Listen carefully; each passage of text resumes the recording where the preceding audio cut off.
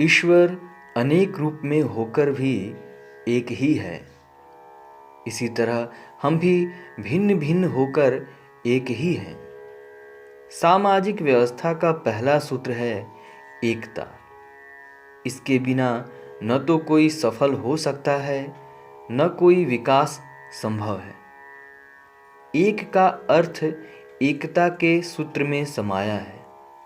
जीवात्मा और परमात्मा दो नहीं हैं, एक ही है। एकता का मर्म जितनी जल्दी समझ में आएगा, उतना ही संसार का कल्याण संभव होगा।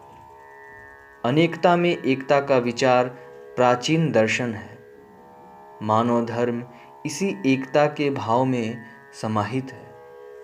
जब जब धर्म की हानि इस एकता के भंग होने पर हुई है, भगवान ने अवतार लेकर इसे पुनः स्थापित किया है। जो भी स्थितियां एकता के विपरीत हों, उन्हें अस्वीकृत करना ही उचित है।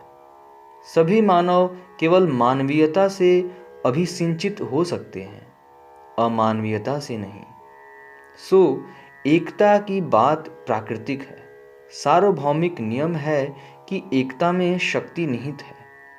यही शक्ति जन जन में समाहित है, कोई इससे विलग नहीं। शरीर के सारे अंग एकात्म भाव से सहयोग करते हैं। कायिक संचालन तभी संभव हो पाता है जब अंगों का अनुशासन एक रूप हो।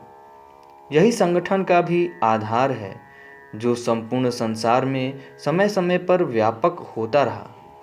हम एक हैं, यह प्रकृति का संदेश है।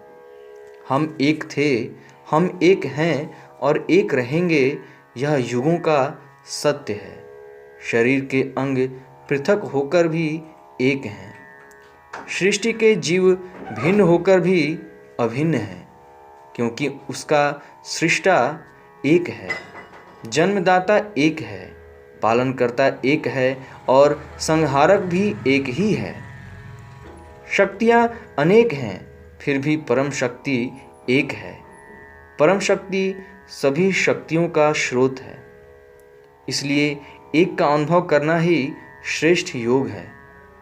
आत्मा से लेकर शरीर तक एकता का योग समझना चाहिए। जो लोग एकता के भाव को नहीं जान पाते, वे जीवन के अर्थ से बहुत दूर हैं। संस्थाओं का लक्ष्य एकता से भिन्न नहीं है। कोई भी संविधान और लोकतंत्र केवल एकता के नियम से ही चल सकता है।